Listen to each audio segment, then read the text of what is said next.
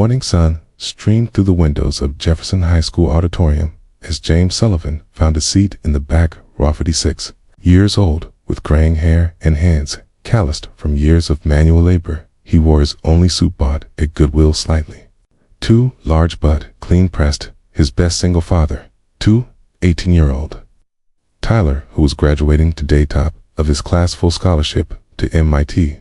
Everything James had worked for, everything he'd sacrificed for. James worked as a janitor. The high school had for 12 years, ever since his wife died, canceling with a 6-year-old son and mountains of medical debt. Had taken the janitor job because it was available, because the hours let him be there for Tyler before and after school, because it had health insurance even if the pay was minimum. Had worked there so long, most people didn't see him anymore.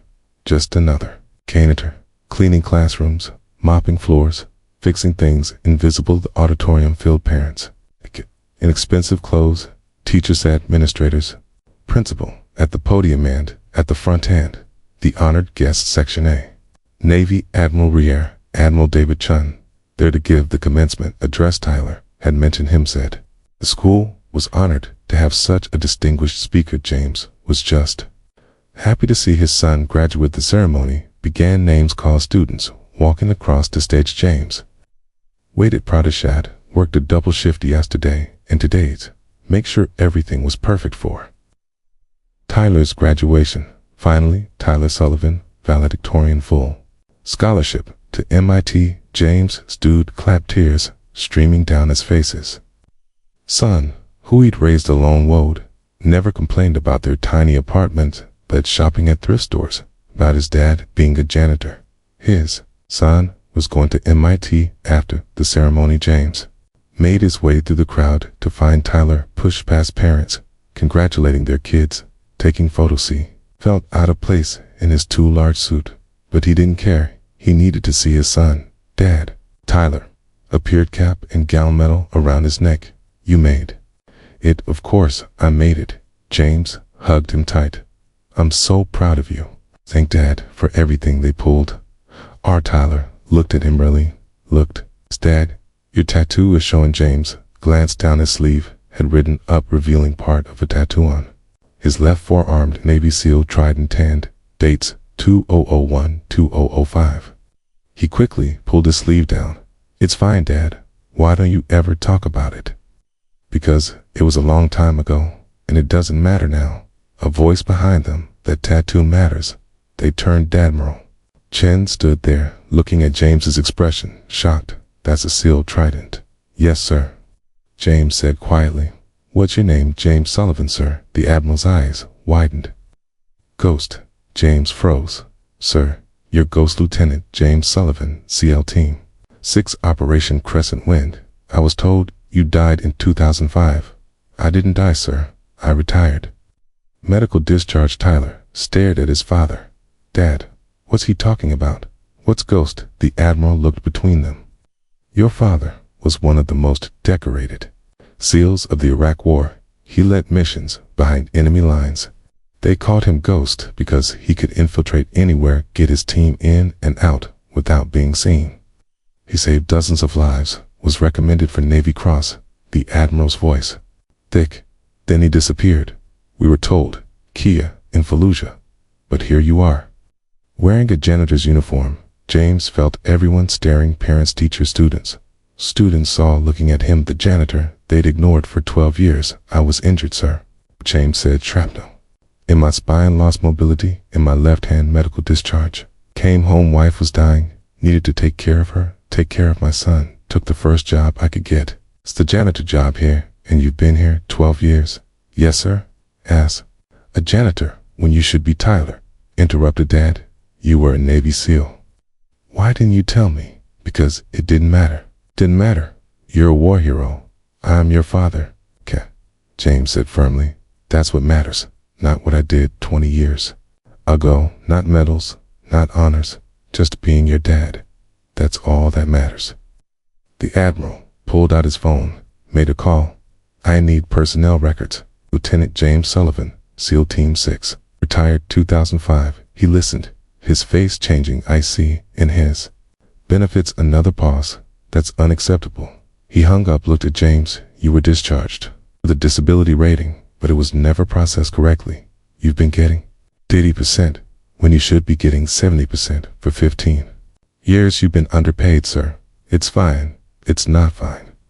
The Admiral said, you're a decorated SEAL working as a janitor, making minimum wage. You should have been getting proper disability, proper benefits, proper recognition. I have what I need, Sir. James gestured to Tyler. I have my son. He's going to MIT. That's all that matters. The Admiral's eyes filled.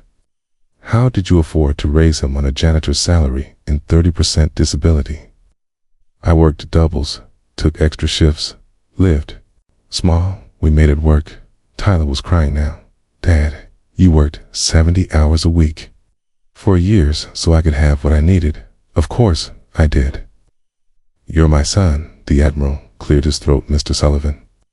Effective immediately, I'm launching an investigation into your discharge, your disability rating, your benefits.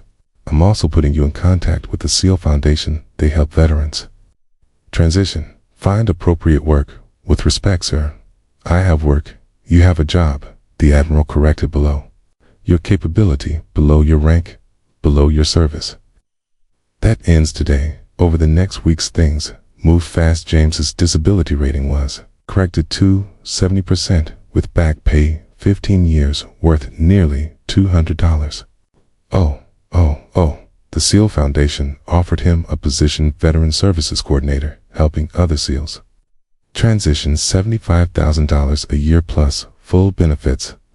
High school afforded him a different role, Security Director, using his skills, $65,000 a year. James took both part-time split because he wanted to help other veterans who might be invisible, like he'd been at a ceremony.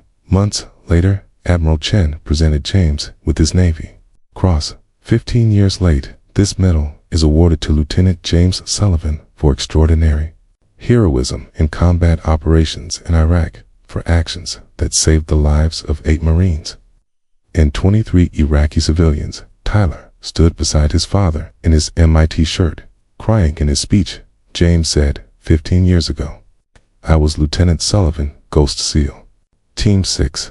Then I got hurt. Came home, my wife was dying. I had a 6-year-old son. I took the first job I could get, janitor at the high school. He looked at the audience. For 12 years. I mopped floors, cleaned classrooms, fixed things. People walked past me every day. Never really saw me. It's just the janitor. His voice steady. Then my son graduated. I wore my only suit, tried to blend in.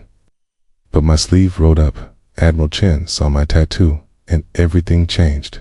Not because I changed, but because someone saw me, really saw me, saw who I'd been, who I still was, a SEAL, a father, a man doing his best. Tyler spoke, his voice breaking. I spent 18 years thinking my dad was just a janitor. I was embarrassed sometimes when my friends saw him cleaning our school. The young man wiped his eyes. Then I learned he was a Navy SEAL, a war hero who took a janitor job so he could be there for me.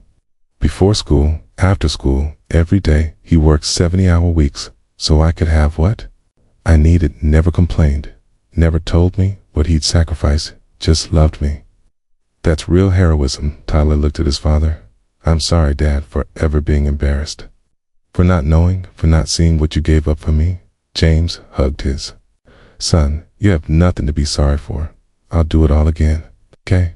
1,000 times. Being your father is the greatest honor of my life. Greater than any medal. Greater than any mission. You're my purpose. Admiral Chen spoke 15 years ago. Lieutenant Sullivan disappeared. We thought he died. He didn't. He became a father. The Admiral's voice thick. He took a job as a janitor so he could be there for his son. Worked 70-hour weeks for 12 years so his son could go to college. Never complained, never asked for help, never sought recognition. That's the most SEAL thing I've ever heard. Mission first. In this case, the mission was his son. Everything else was secondary. He looked at James. You're still Ghost, still the operator who would do anything for the mission. The mission just changed. Years later, the SEAL Foundation program that James helped develop placed hundreds of veterans in appropriate positions, helped them transition with dignity when people asked how the program started. Admiral Chin would say, "I saw a janitor's tattoo at a high school graduation. Made me freeze because that janitor was Ghost. A SEAL we thought died." James would add, "I was invisible for 12 years. Just a janitor, then someone saw my tattoo, asked the right questions. Everything changed." And Tyler, now with his PhD from MIT, would say, "My dad sacrificed everything so I could have everything I didn't know until I graduated and an admiral saw his tattoo. Too, that's when I learned heroes don't need recognition. They just need purpose. For my dad, I was the purpose. That was enough." If this story touched your heart, please like and share it with someone who believes in hidden sacrifices and parents who give everything quietly. Subscribe for more stories about veterans, single parents, and love that serves without recognition. Comment and tell us about quiet heroes whose stories deserve to be told.